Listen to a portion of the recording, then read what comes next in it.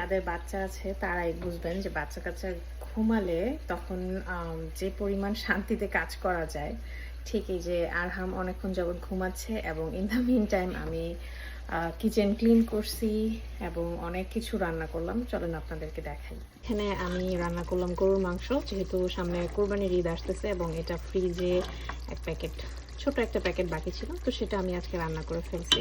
আরহাম আসলে ভাবে গরুর মাংস খেতে পারে না, তো ওর জন্য হচ্ছে যে এখানে একটু চিকেন রান্না করি।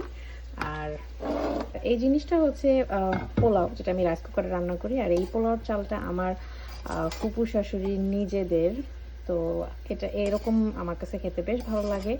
আরহামের পোলাও বেশ পছন্দ, অত খায় না বাট অল্প একটু খেলে ওর খুব পছন্দ।